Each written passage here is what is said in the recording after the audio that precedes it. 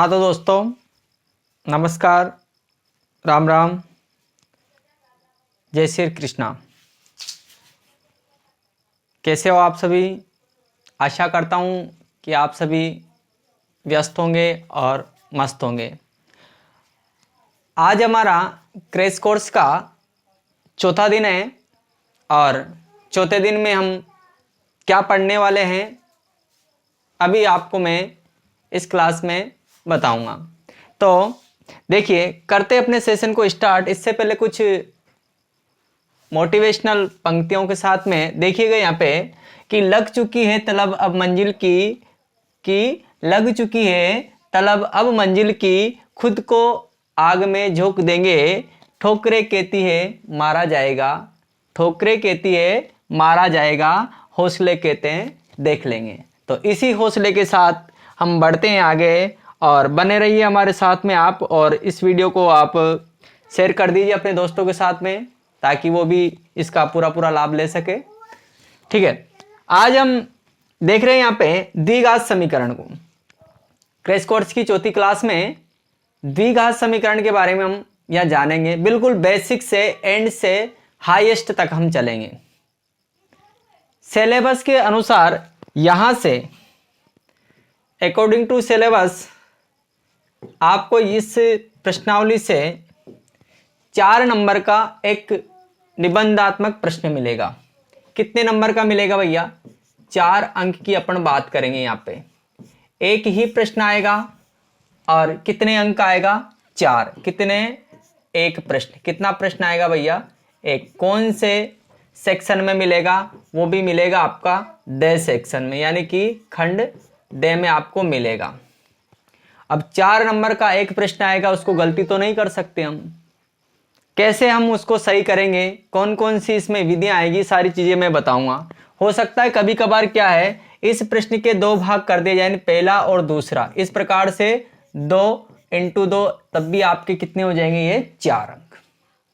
तो देखें, शुरुआत करते हैं द्विघात समीकरण को।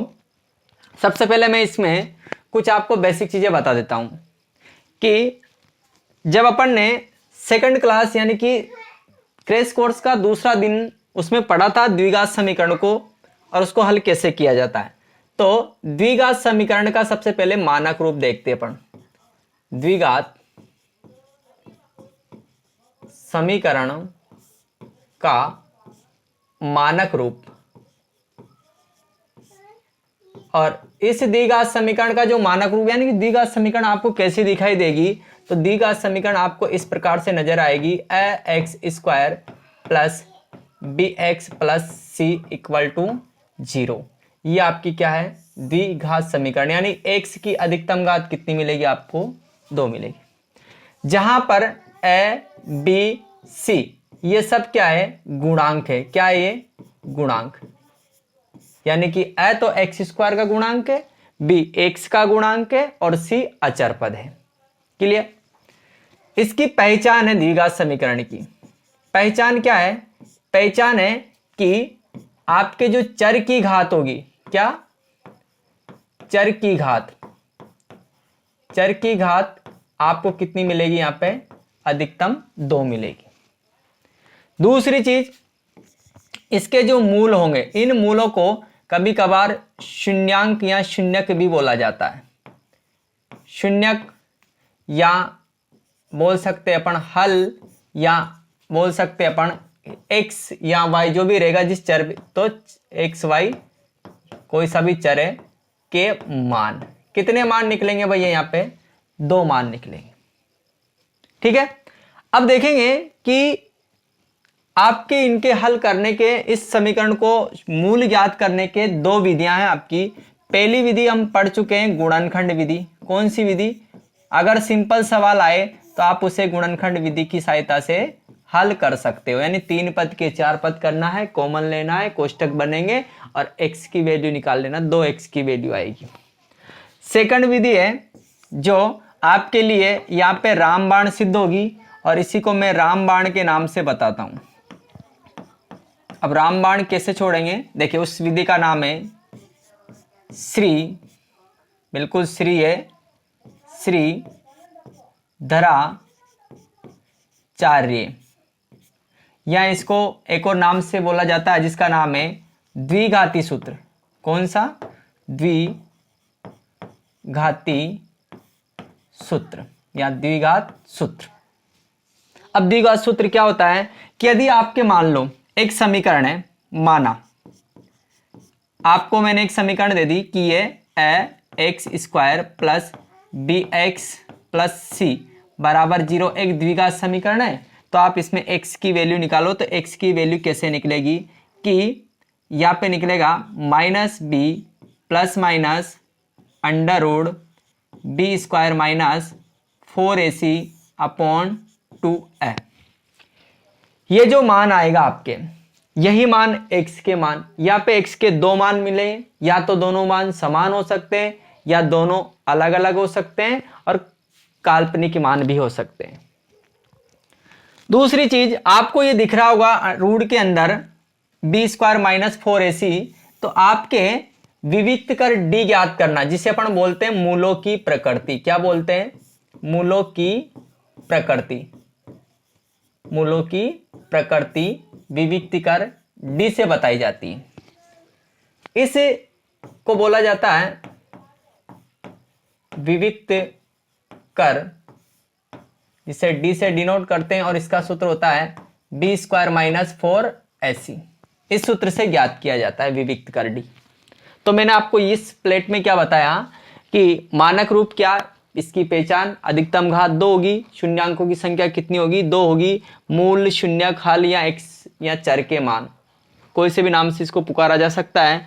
कौन सी विधियां इनको हल करने की? गुणनखंड विधि है, रामबाण, ये नहीं लिखना है, रामबाण में याद रखना है श्रीधराचार्य विधि या द्विघाती सूत्र, आपको ये याद रखना है। अब देखिए मैं इसको स्पेशल बता देता हूं। मूलों की प्रकृति टॉपिक ले लेते हैं हम। मूलों की प्रकृति, मूलों की प्रकृति। अब भैया मूलों की प्रकृति ज्ञात की जाती है d की सहायता से, है ना। और इस d का जो सूत्र होता है बी स्क्वायर माइनस 4ac, ये होता है कि जब यहां आप किसी द्विघात समीकरण, आपके मानक समीकरण जो है वो इस प्रकार की X square plus B X plus C equal to 0, और यहां से आप जैसे ही d निकालोगे तो आपका ये जो d है, ये d 3 प्रकार का आपको मिल सकता है। d या तो d greater than 0, greater than 0 का मतलब होता है 0 से बड़ा, इसका मतलब अपन बता सकते हैं यहाँ पे धनात्मक। क्या हो सकता है? धनात्मक हो सकता है। प्लस में आपके d इक्वल टू 0 हो सकता है। d इक्वल टू 0 का मतलब आप d का जैसे मान निकालोगे, b का मान रखोगे, a का मान रखोगे, c का मान रखोगे, तो 0 आ सकता है। तीसरी कंडीशन आपके ये बन सकती है d लेस देन 0, और लेस देन 0 का मतलब होता है ऋणात्मक। क्या मतलब होता है इसका? ऋणात्मक। क्या होता है इसका मतलब? ऋणात्मक। ऋणात्मक, है ना। अब देखिए 3 प्रकार की प्रकृति होती है मूलों की। मूलों की प्रकृति इससे निकालेंगे, पहले अपन d का मान निकालेंगे सूत्र से, फिर जो भी आएगा डिसाइड करेंगे कि d का मान धनात्मक आया है, 0 के बराबर आया है, या 0 से छोटा यानी कि ऋणात्मक आया है। यदि ऐसा आता है तो आप ये बताओगे इनके मूल, मूल क्या होंगे? वास्तविक होंगे। क्या होंगे? वास्तविक होंगे। क्या होंगे? वास्तविक होंगे। और दोनों मूल वास्तविक होने के साथ साथ में वह अलग अलग होंगे। कैसे होंगे? अलग अलग होंगे। वास्तविक व अलग अलग होंगे। दो मूल निकलेंगे, दोनों ही वास्तविक व अलग अलग होंगे।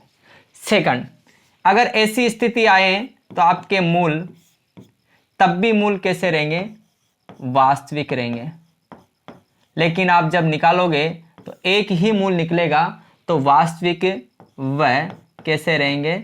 समान रहेंगे। दोनों मूल एक जैसे, अगर एक निकलेगा तो दूसरा भी वैसे, जैसे एक आया आपके 1/2 तो दूसरी वैल्यू भी 1/2 ही आएगी। दो मूल निकलेंगे, वास्तविक व समान।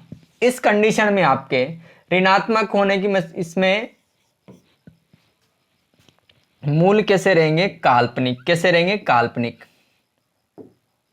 काल्पनिक लिख देता हूं मैं, मूल काल्पनिक होंगे।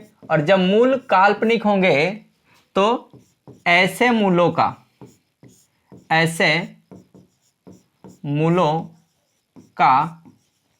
कोई अस्तित्व नहीं होगा। कोई अस्तित्व नहीं होगा, यानी कि ऐसे मूलों को अपन ज्ञात नहीं करेंगे। तो मूल कितने प्रकार के हुए भैया? 3 प्रकार के। 2 कंडीशन में वास्तविक, 1 कंडीशन में काल्पनिक। इस बराबर वाली कंडीशन में बराबर रहेंगे और वास्तविक रहेंगे। इस कंडीशन में आपके दोनों मूल अलग अलग रहेंगे, लेकिन बिल्कुल क्या रहेंगे? वास्तविक। ये आपकी प्रश्नावली थी। तो थोड़ी सी इमेज दिमाग में आएगी। द्विघात समीकरण की पहचान, उसको कैसे हल करते हैं। उनकी 2 विधियां हैं, गुणनखंड विधि और दूसरी विधि कौन सी है? श्रीधराचार्य सूत्र। उससे मान निकालेंगे हम और सूत्र आपको याद होगा। दूसरी चीज, जब आपको क्वेश्चन किया जाए कि मूलों की प्रकृति ज्ञात कीजिए, यानी कि इनका अस्तित्व भी है या नहीं है, वास्तविक है या नहीं है, तो ऐसी सिचुएशन में अपन डी का मान निकालेंगे। फिर नीचे क्लियर लिखेंगे हम। क्या लिखेंगे? कैसे मूलों का अस्तित्व होगा या नहीं होगा। अगर आपके डी का मान जो ग्रेटर देन 0 आया, 0 से बड़ा आया, यानी कि धनात्मक आया, तो हम लिखेंगे मूल वास्तविक एवं अलग अलग होंगे। यदि उस डी का मान 0 के बराबर आया तो हम लिखेंगे वहाँ पे मूल वास्तविक एवं समान होंगे। यदि डी का मान लेस देन 0 यानी कि 0 से छोटा आया तो हम लिखेंगे मूल काल्पनिक होंगे। ठीक है, तो चलते हम स्टार्ट करते। 4 नंबर का प्रश्न आएगा तो मैं डायरेक्ट प्रश्नों की बात करूंगा यहाँ पे, है ना। देखिए पहला प्रश्न, द्विघात समीकरण नजर आ रही है आपको, के मूलों की प्रकृति ज्ञात करो। केवल क्या पूछिए? आपके मूलों की प्रकृति। और मूलों की प्रकृति कैसे ज्ञात की जाती है? तो इसके लिए अपन पहले तो द्विघात समीकरण लिख लेते हैं कि आपके जो दिया है द्विघात समीकरण वो क्या है। द्विघात समीकरण आपको दिया है कि 2x² माइनस 4x प्लस के 3 इक्वल टू 0। आई समझ में? इसकी तुलना भाई मूलों की प्रकृति विविक्त कर डी से निकालते हैं। डी का सूत्र b² माइनस 4ac होता है। अब b² 4ac यानी abc के मान आपको निकालने पड़ेंगे। तो यहां लिखेंगे समीकरण की तुलना, मानक समीकरण,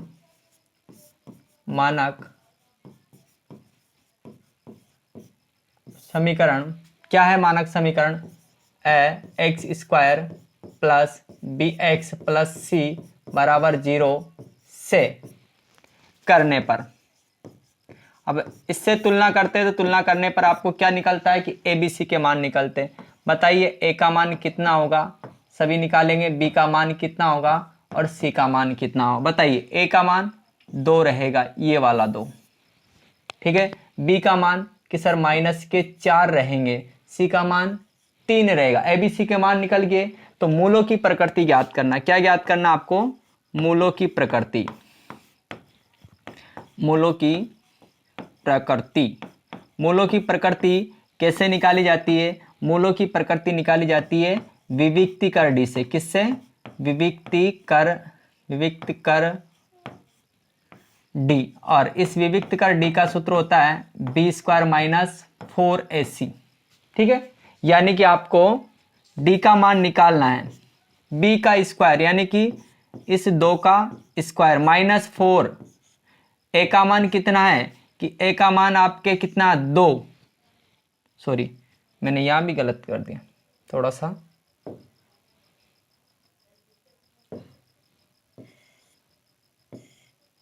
है ना।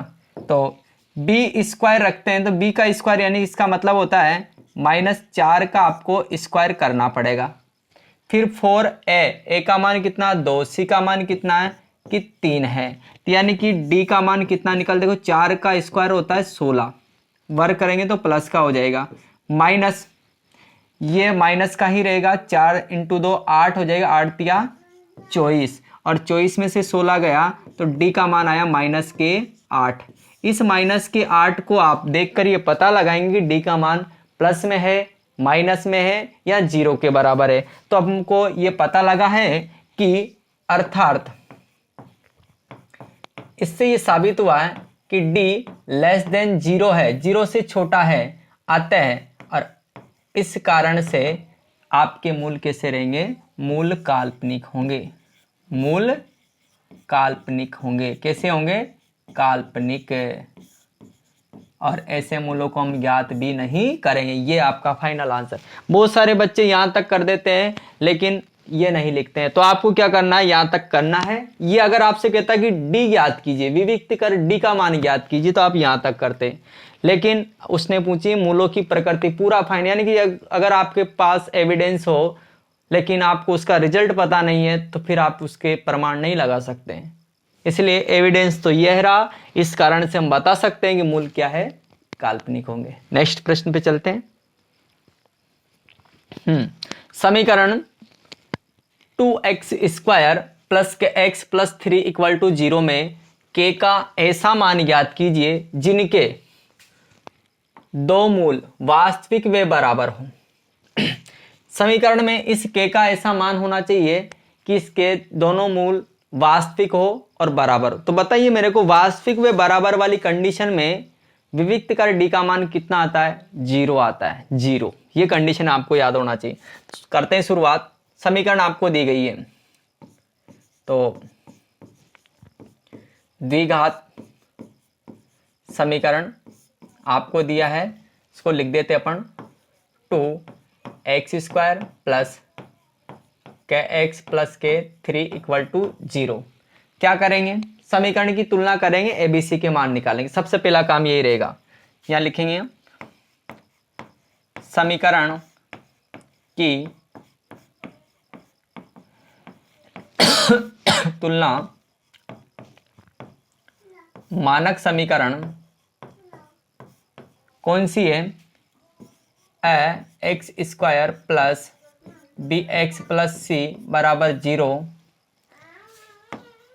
से करने पर, और इससे तुलना करेंगे तो आपके a का मान निकल कर आएगा, b का मान निकल कर आएगा, c का मान निकल कर आएगा, ए बी सी तीनों। बताइए a का मान कितना, कि सर 2 आएगा। b का मान कितना है, कि क्या है, x का गुणांक, b क्या होता है, x का गुणांक। c कितना है, 3 है। ए बी सी के मान निकल गए। अब आपको जो कंडीशन दी गई उसको लगा दो कि जिनके दो मूल वास्तविक व बराबर हो। क्या कंडीशन है, कि यदि मूल वास्तविक व समान है, यदि आपके मूल वास्तविक व समान है तो इसका मतलब क्या होगा, d बराबर 0 आएगा। विविक्त कर d कितना आएगा, 0। और बताइए मेरे को d का सूत्र क्या होता है, कि b² माइनस 4ac कितना निकल का आएगा, 0 आएगा। तो क्या यहाँ से आप abc के मान नहीं रख सकते हैं, कि रख सकते हैं सर, बिल्कुल। कितना रखेंगे, देखो b का स्क्वायर, k का स्क्वायर माइनस 4 इंटू a का मान कितना है, 2 इंटू सी का मान कितना है, 3 इक्वल टू कितना है, 0। तो ये हो जाएगा आपके k² माइनस 8 या 24 इक्वल टू 0, यानी कि आगे हल करेंगे तो k² ये हो जाएगा 24 और k का मान निकालोगे आप तो √24। लेकिन 24 को बाहर निकालना है, बाहर निकालना तो कैसे निकालोगे, कि k इक्वल टू 6 इंटू 4 होता है। भाई पूर्ण वर्ग संख्या आपको लेना है अंदर। 6 चौके 24, 4 का तो कितना निकलेगा, तो 4 का यहाँ जैसे ही आपने स्क्वायर हटाया तो यहाँ आपको प्लस माइनस लगाना है। क्या लगाना है, प्लस माइनस। तो प्लस माइनस 4 का कितना निकलेगा, 2 और √6, यानी कि यही आपका क्या है, आंसर है। के की जगह कितना, 2√6 आपका आंसर है। नोट कर लें आप इसे।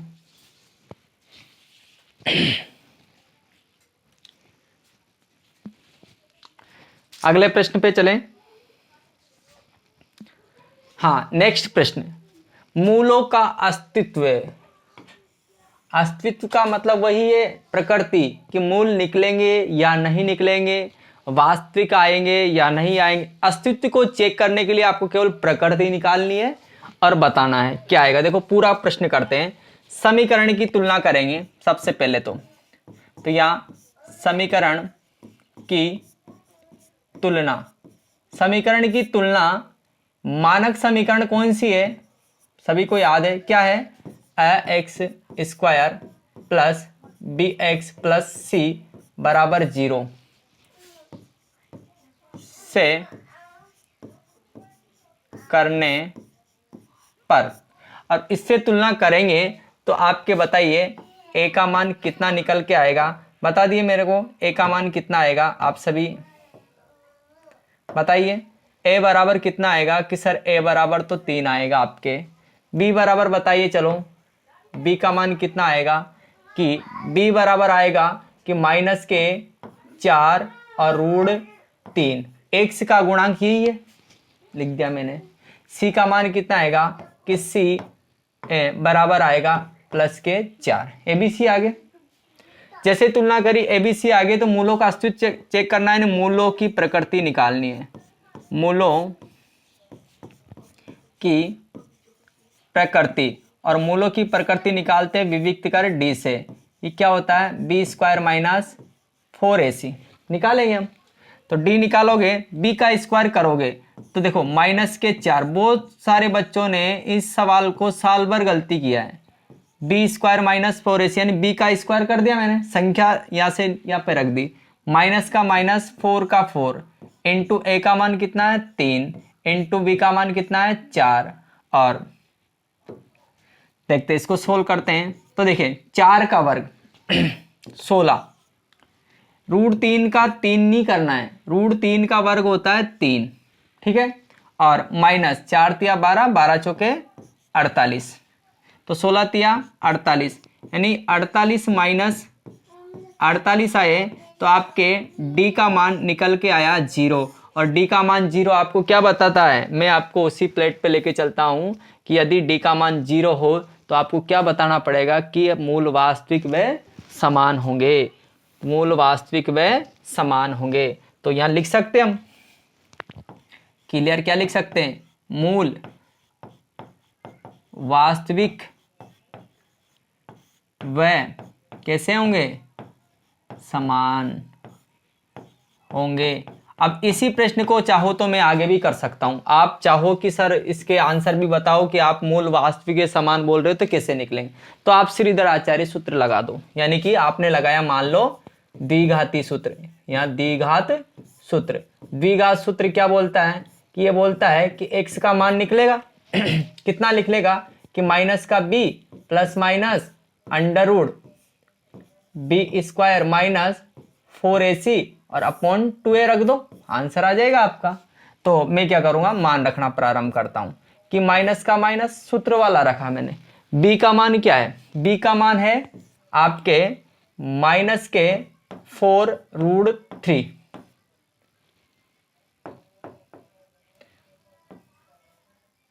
ठीक है, ये मैंने इसका मान रख दिया, plus minus b square minus 4ac जो रूट में है, तो ये रूट में इसका टोटल मान अपन ने अभी तो निकाला, कितना रख देते हैं 0, और बटे में 2 इंटू a का मान कितना आ रहा है 3 आ रहा है, कितना आ रहा है 3 आ रहा है। तो यहां से मान निकालते चलो, ये पीछे वाला देखो 0 हो गया, x बराबर माइनस माइनस क्या हो गया प्लस 4 रूट 3 हो गया, और बटे में कितना हो गया 6।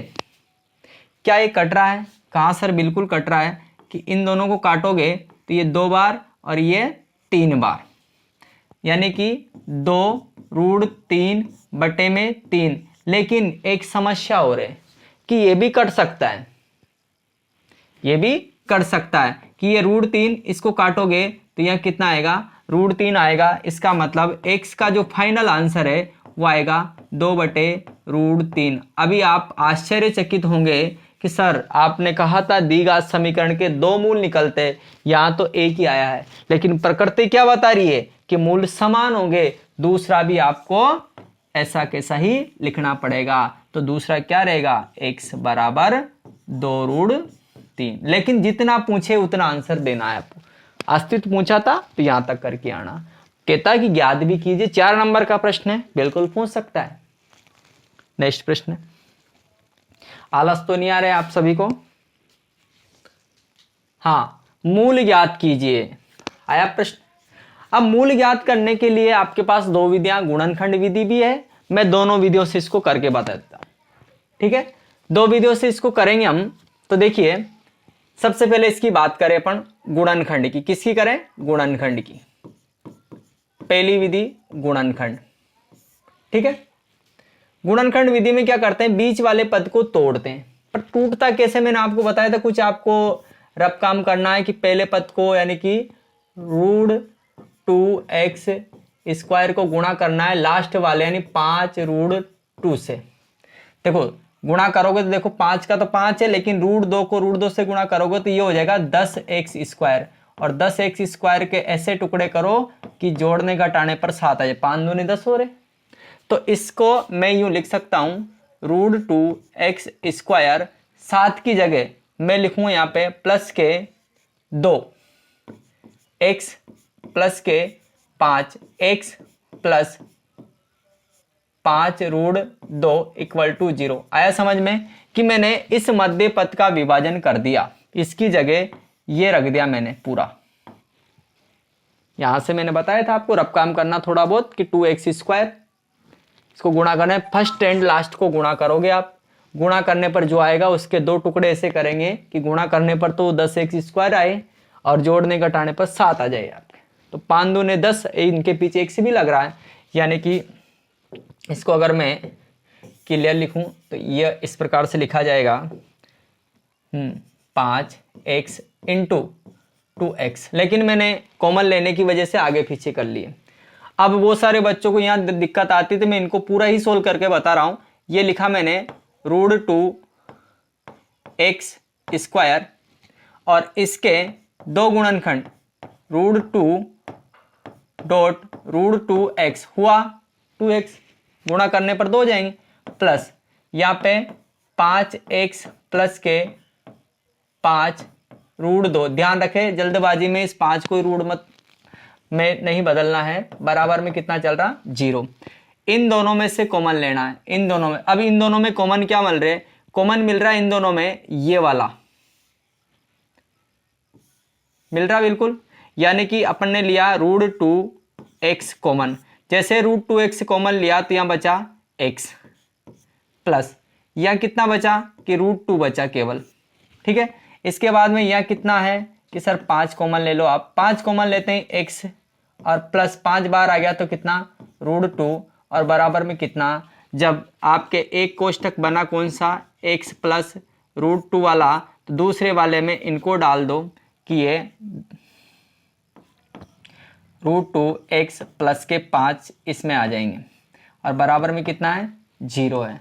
तो हम एक को दोनों को 0 कर लेते हैं, यानी कि x प्लस √2 इक्वल टू 0 और √2x बिल्कुल सावधानी से करना है, ज़्यादा जल्दबाजी नहीं करना है। 0 किया, 0 करते हैं x का मान निकालेंगे तो एक मान तो आएगा आपके माइनस के √2। दूसरा क्या आएगा, दूसरा देखो कितना आएगा, ये प्लस का जाएगा उधर माइनस के 5 हो जाएंगे और √2 जो गुणा में है वो कहाँ चले जाएंगे, बटे में चले जाएंगे। दूसरा मान आपके ये निकलेगा। कर सकते हैं, कर सकते, कोई दिक्कत। अब ये विधि तो आपके गुणनखंड थी, अतः मूल बराबर लिख देना, अल्फा बीटा ये है। दूसरी विधि श्रीधराचार्य सूत्र। अब श्रीधराचार्य सूत्र से क्या कर रहे हैं उसको देखें। सबसे पहले तो मैं सूत्र लगा रहा हूं कि आपके द्विघात सूत्र क्या होता है। द्विघात सूत्र बताइएगा, सभी को याद है क्या? यह होता है x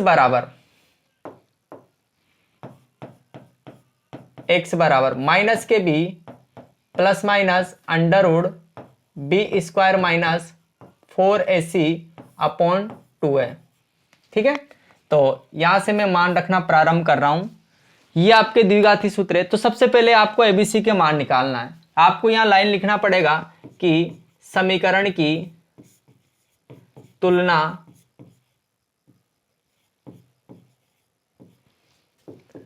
क्या लिखा है मैंने,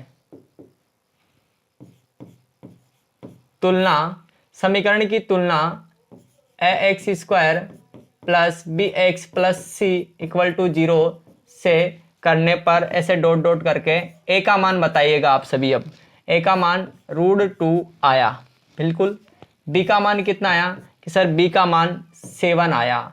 c का मान कितना आया कि 5√2 आया। सारे मान अपन ने निकाल लिए, इन्हीं को सूत्र में पुट कर देंगे, यानी जैसे वहां मान रखेंगे तो देखो माइनस का चिन्ह अभी सूत्र का लिया हमें, b का मान 7, ठीक है। ये प्लस माइनस लगा दिया मैंने, b स्क्वायर, तो मैं थोड़ा सा इसको जल्दी करूंगा, तो b का स्क्वायर किया मैंने, तो b स्क्वायर करते ही कितना हो जाएगा सर 49 हो जाएगा ये, तो चलो 49 कर दिया। माइनस का चिन्ह सूत्र का ही लगाया, 4 × √2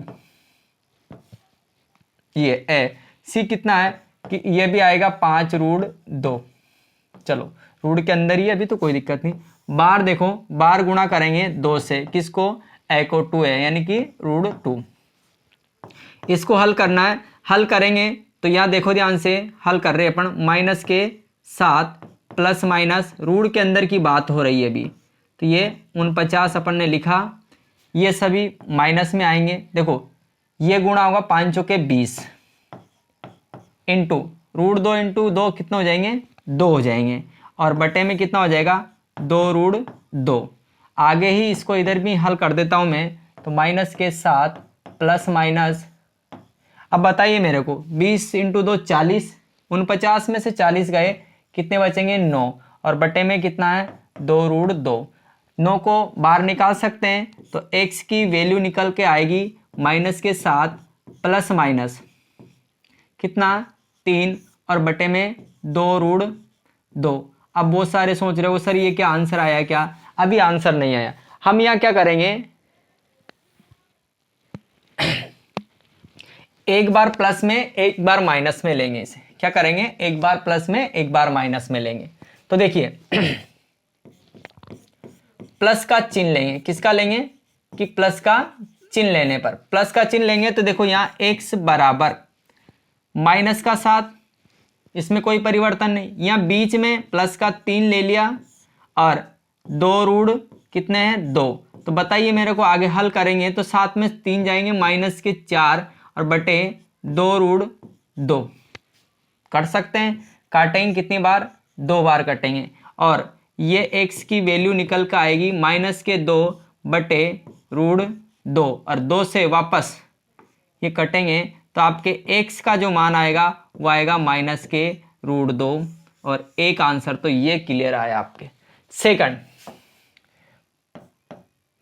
माइनस लिया था, प्लस लिया था, माइनस का चिन्ह लेने पर, माइनस का चिन्ह लेंगे अपन, तो माइनस का चिन्ह लेने पर क्या होगा, x बराबर माइनस का 7 में कोई परिवर्तन नहीं, माइनस का 3 लेंगे और 2√2 लिखेंगे नीचे, और 7 और 3 कितने हो गए 10, किसके, माइनस के 2√2। फिर इस 2 से काट देंगे कितनी बार, 5 बार, और x की वैल्यू निकल के आएगी माइनस के 5 बटे √2। बताइए, चेक करिए, ये दिख रहा आपको, मैं जूम कर देता हूं, x,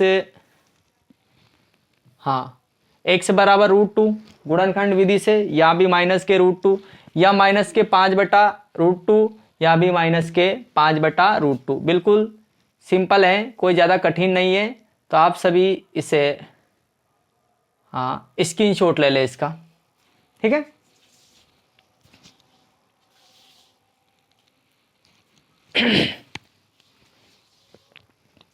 हाँ अगला प्रश्न, ये इंपॉर्टेंट प्रश्न है आपके लिए, MTR लगा ले इसे आप, MTR, MTR का मतलब होता है मुझे तुरंत रट लो, छोड़ना नहीं है, रटना तो नहीं, समझना है। हाँ, एक समकोण है तो सबसे पहले आप समकोण बना लीजिए ताकि थोड़ी चीजें आपको समझ में आएगी। समकोण त्रिभुज खींच लेता हूं मैं, छोटा सा, ज्यादा बड़ा भी नहीं, एक खींच लिया, आया, ठीक है।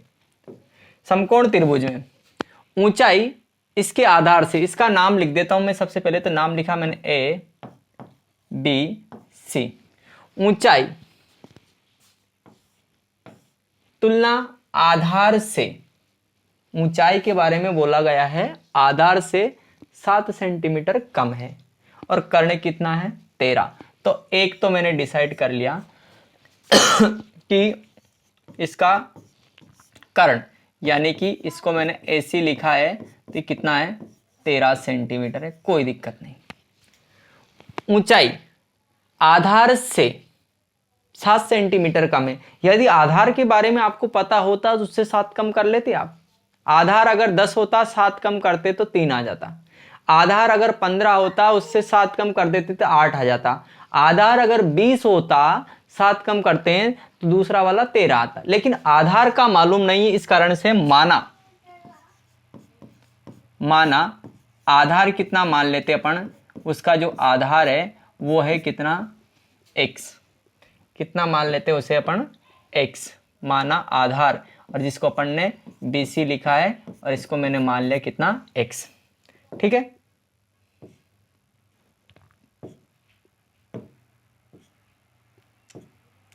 आधार BC कितना है x, ये आपने इसको x मान लिया। जैसे इसको x माना तो इधर वाली भुजा जो है इस x से कितनी कम है 7 कम है। तीनों भुजाओं में संबंध आ गया, यानी कि अतः आपसे कहा है कि इसकी जो ऊंचाई है, ऊंचाई जो है ऊंचाई आधार से, किससे आधार से 7 सेंटीमीटर कम है कम। इसे गणितीय फॉर्मेट में लिखेंगे तो ऊंचाई का मतलब है AB, क्या है AB है ना। और AB कितनी आधार से, आधार कितना है x, इससे 7 कम आया कि नहीं आया x माइनस 7 सेंटीमीटर। देखो आपके पास AC आया, BC आपने मान लिया और AB इधर यहाँ पे निकल के आ गया। तो तीनों भुजाओं में क्या संबंध होता है, समकोण त्रिभुज लेंगे और समकोण त्रिभुज ABC में, इस समकोण त्रिभुज ABC में हम पाइथागोरस प्रमेय लगाएं। क्या लगाएंगे, पाइथागोरस प्रमेय, पाइथागोरस प्रमेय। पाइथागोरस प्रमेय सबको पता होगी, आधार की जगह ऊंचाई की जगह लंब भी दे सकता, आपको कोई दिक्कत नहीं। पाइथागोरस प्रमेय सबको पता है कि कर्ण स्क्वायर बराबर आधार स्क्वायर प्लस लंब स्क्वायर होता है। कर्ण स्क्वायर बराबर आधार स्क्वायर प्लस लंब स्क्वायर। कर्ण क्या बन रहा है कि सर AC है, AC का स्क्वायर करना है आपको। आधार क्या है BC है, BC का वर्ग करके इसमें AB को जोड़ना है। चलो रख देते हैं। AC का मतलब कितना है, यहाँ पे है 13 का स्क्वायर। BC का मतलब कितना है x, तो x का स्क्वायर प्लस AB का मतलब कितना है x माइनस 7 और इसका स्क्वायर। इसको हल करेंगे तो एक द्विघात समीकरण बनेगी आपके। हाँ द्विघात समीकरण बनेगी तो 13 का स्क्वायर कितना होता है 179, x स्क्वायर का x स्क्वायर प्लस यहाँ पे a माइनस बी के फॉर्मूले से खोलेंगे तो a माइनस बी का होल स्क्वायर क्या होता है x स्क्वायर प्लस के 49, यानी कि b का स्क्वायर कितना 7 का स्क्वायर 49 माइनस 2ab, तो ये हो जाएगा 14x। कितना हो जाएगा 14x। इन सभी को उधर ले जाएंगे, उधर ले जाते देखो ये बनेगा आपके 0 2x स्क्वायर और माइनस के 14x प्लस के 49 और माइनस के 169, 0 equal to 2x square minus के 14x, इनको घटाएंगे 0 और 6 में से 4 गए 2, तो ये 120 किसके बचे माइनस के। यानी कि इसको सिंपल समीकरण में लिखें तो ऐसे दिखाई देगी ये 2x स्क्वायर माइनस के 14x, सॉरी मैं इस समीकरण में मैं क्या कर रहा हूँ 2 का भाग दे रहा हूँ, 2 का भाग छोटी हो जाएगी और सही से भी लिख रहा हूं तो ये हो जाएगा x स्क्वायर माइनस के 7x माइनस के 60 इक्वल टू 0। क्या आप इसे द्विघाती सूत्र या गुणनखंड विधि से हल नहीं कर सकते हैं कि सर बिल्कुल कर सकते हैं। 7x लाना है, 12 पंजे 60 होते हैं, 12 पंजे 60, यानी कि x स्क्वायर माइनस के 12x और प्लस के 5x, यानी 12x में से 5x जाएंगे 7 बचेंगे माइनस के, और माइनस का 60 कितना 60 इक्वल टू 0। ठीक है, तो देखो कॉमन ले लेते हैं इनमें, जब कॉमन लेंगे तो इन दोनों में से आएगा कॉमन, तो यहाँ कॉमन आएगा x, तो ये हो जाएगा x माइनस के 12 और यहाँ प्लस के 5 कॉमन लेंगे, x माइनस के 12 इक्वल टू 0। क्या करते हैं फिर दोनों कोष्टक x माइनस 12 और दूसरा x प्लस के 5 बराबर 0। तो आप करोगे कि सर x माइनस 12 बराबर 0 और x प्लस के 5 बराबर 0, तो x का मान कितना आ जाएगा 12 और इधर x का मान कितना आएगा माइनस के 5। अब क्या करें सर, दो मान तो ले नहीं सकते हैं, लेकिन आपको पता है कि ऊंचाइयां दूरियां जो भी होती कभी ऋणात्मक नहीं होती है, यानी कि इसको क्या कर देते अपन निरस्त कर देंगे। क्या कर देंगे, निरस्त करने पर। और जब इसको निरस्त कर देंगे तो आपके x का मान आपने क्या माना था, आपने आधार माना था, अतः आधार आपने माना था x और उसका मान कितना निकल के आया 12 सेंटीमीटर। कर्ण आपको दे ही रखा था। इसके बाद में इसका जो लंब था यानी कि ऊंचाई जिसको अपन बोलते हैं, उसने अपन ने लिखा था AB और ये 12 से कितना कम था 7, तो 12 से 7 कम यानी कि 5 सेंटीमीटर। दूसरी यानी पहले तो ये आंसर, सेकंड भुजा आपकी ये, और थर्ड आपको स्पेशल करने के बारे में उसने खुद ने दे रखा 13 सेंटीमीटर। तो ये आपका पूरा प्रश्न हो गया।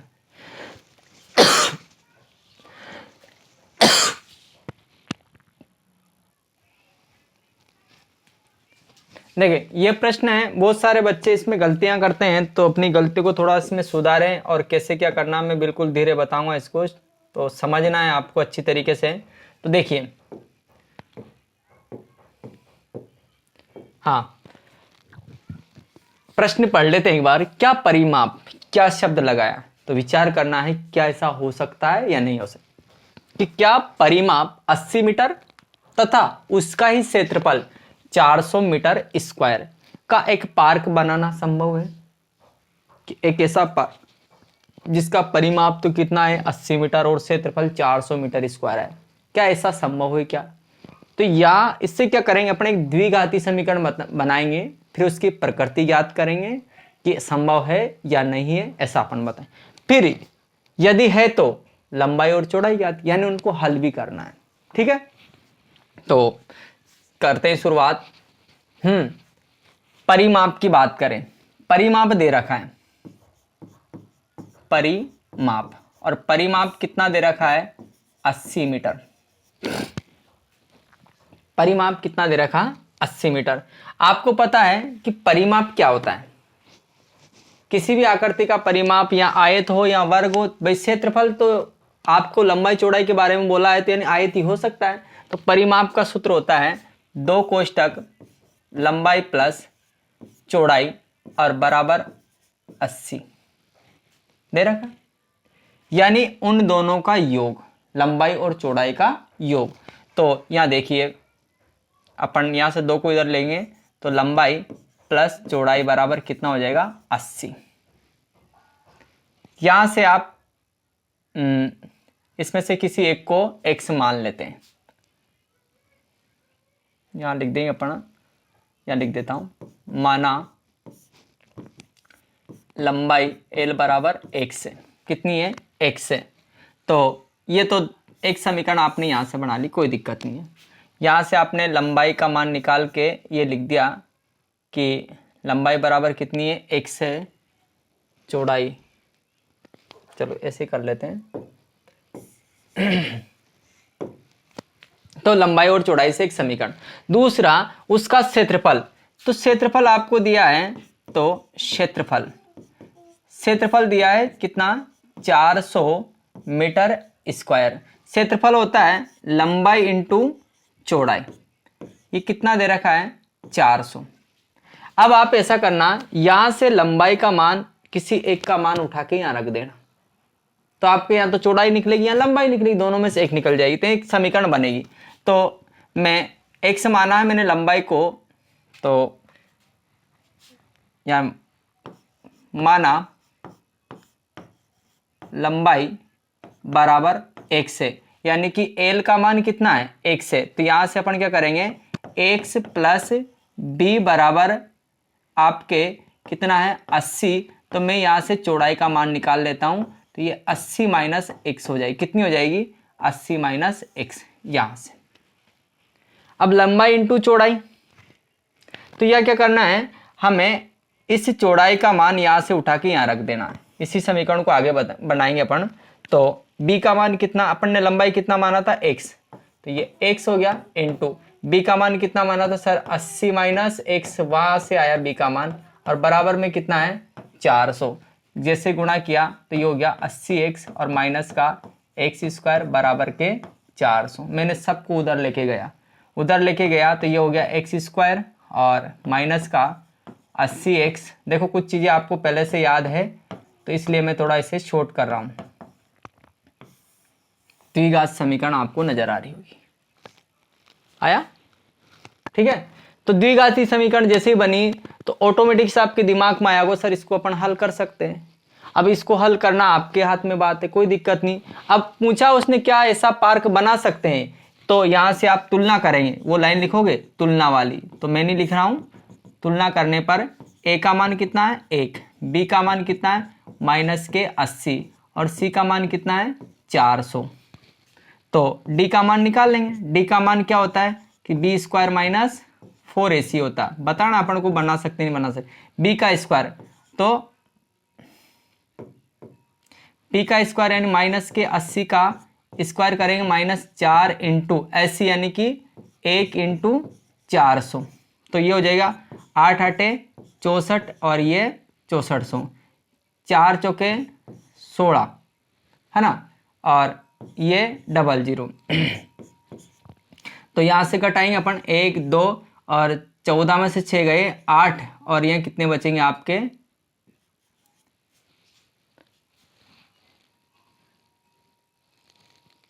80 माइनस, सॉरी मैंने गलती कर दी थोड़ी बहुत, यहाँ से इसको थोड़ा सा अलग कर रहा हूँ। इसकी जगह कितना जो गलती है उसको मैं लिख रहा हूँ, 2 का भाग दिया था अपन ने, यह कितना आएगा 40 आएगा, यह कितना आएगा 40 आएगा। तो इस जगह भी है कुछ,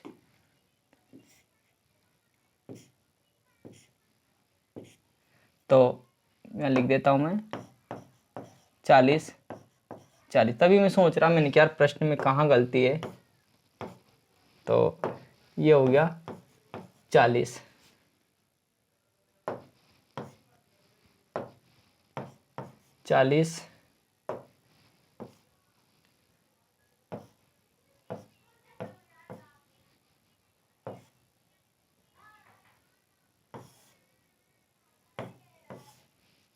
ठीक है, मान रख दे। अब रख लेते अपन कि ये 40 हो गया, इधर भी 40 कर दिया, यहाँ भी कितना हो जाएगा देखो 40, ये 40x और एक्स स्क्वायर और 400 उधर लेके आए अपन, तो ये एक्स स्क्वायर प्लस का ये माइनस का है तो प्लस का हो जाएगा, ये माइनस के कितने हो जाएंगे ये 40 और ये है ना।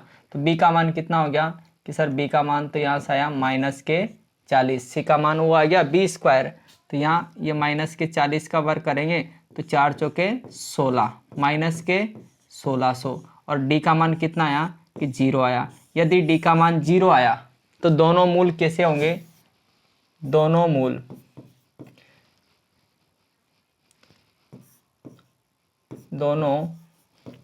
मूल वास्तविक होंगे। कैसे होंगे, वास्तविक होंगे। वास्तविक होंगे तो इसका मतलब है कि आपको ऐसा पार्क बनाना संभव है या नहीं है ऐसा पार्क बनाया जा सकता है, ऐसा पार्क बनाया जा सकता है। और इस प्रश्न को आप MTR लगाकर इसको आपको करना ही है, कोई दिक्कत नहीं है, ये आपको याद होना चाहिए। अब पार्क बनाया जा सकता है तो आप इसकी लंबाई चौड़ाई भी निकालिए, तो बिल्कुल जी जरूर निकाल लेंगे। अब आपके पास ज़्यादा समय नहीं है। माइनस का b plus minus under root B square minus 4ac और अपॉन 2a करेंगे तो देखो x बराबर माइनस b का मान कितना है सर, ये भी माइनस में ही है, माइनस के 40 प्लस माइनस इसका मान कितना आ गया 0 और 2 इंटू a यानी कि 1, तो ये x बराबर आ जाएगा 40, उसको छोड़ देंगे बटे में 2, x की वैल्यू कितनी आएगी 20 मीटर, यानी कि जिसकी लंबाई चौड़ाई या कैसे भी मानो x का मान यदि 20 आ गया तो यह देखो लंबाई प्लस चौड़ाई 40 होना चाहिए, दूसरी भी क्या आ जाएगी 20। तो यहाँ लिख देना आप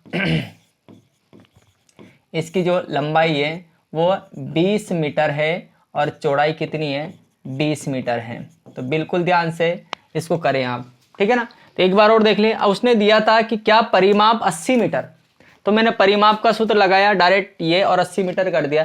तो मेरे को लंबाई और चौड़ाई में संबंध बनाना था, इस कारण से मैंने l + b 2 का भाग दिया 40 आ गया पहला संबंध। यहाँ से मैंने इसको समीकरण नंबर 1, मैं यहाँ भी कर सकता था कि यहाँ से मैंने मान लो लंबाई बराबर x माना तो ये x + b बराबर 40 हो गया था। तो यहाँ से मैं फटाफट करके b का मान निकाल सकता था, 40 - x आ जाता, ये एक इक्वेशन और आगे बढ़ जाती, कोई दिक्कत नहीं है।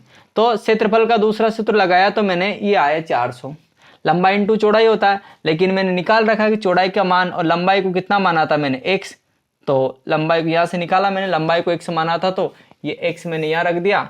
चौड़ाई कितनी आई कि चौड़ाई कितनी 40 - x उसको रख दिया, गुणा किया तो एक द्विघात समीकरण आई और इसके मूल चेक किए, फिर बताया मैंने कि x का मान कितना आएगा। तो थैंक यू, धन्यवाद। तो बने रहिए हमारे इस 13-14 दिनों तक हमारे साथ में, तो आपकी पूरी गणित इस 13-14 दिनों में समाप्त हो जाएगी। ठीक है, मिलते हैं अगली क्लास में।